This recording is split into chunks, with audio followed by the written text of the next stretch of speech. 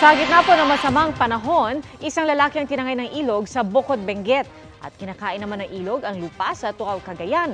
At nakatutok live si Ivy Hernando ng GMA Regional TV, 1 North, Central Luzon. Ivy? Pia, may mga pag-ulan dito sa Ilocos Provinces bagamat hindi na malakas at walang kasamang hangin, pero may mga pinsala pa rin gaya ng mga lupaing natitibag ng ilog. Sa pagragasa ng Chico River, natibag ang 4 na hektaryang lupain sa Tukaw, Cagayan. Ayon sa LGU, unang nilamon ng ilog ang lupa nitong Bagyong Goring. Ang mga residente sa Barangay Mungo nangangambang mawala ng tahanan. May ilang iniwan na ang kanilang lupain, habang may nagbaklas na ng kanilang bahay para may maisalba pa.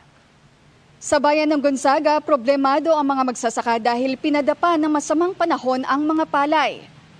Sa Santa Ana, pumalaot ang ilang mangingisda kahit masungit ang panahon para raw hindi magutom. Sa Ilocos Norte, tuluyang nasira ang kalsada at Nagbalakan Bridge sa Batac City.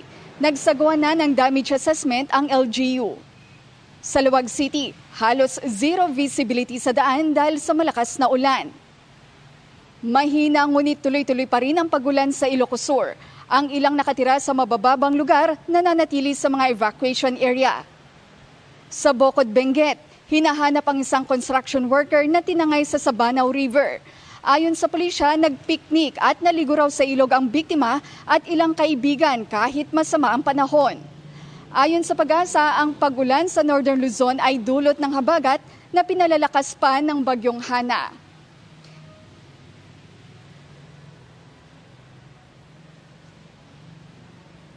Pia, patuloy pa rin ang monitoring ng mga otoridad sa mga posibleng pagguho ng lupa sa upland municipalities at ng mga nasa coastal area. Samantala, suspendido rin ang klase sa lahat ng antas sa pribado at pampublikong eskwelahan bukas sa Binmalay, Pangasinan dahil pa rin sa nararanasang sama ng panahon.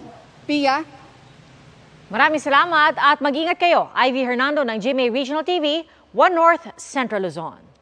Mga kapuso, manatili nakatutok sa balita anumang oras. Mag-subscribe sa GMA Integrated News sa YouTube.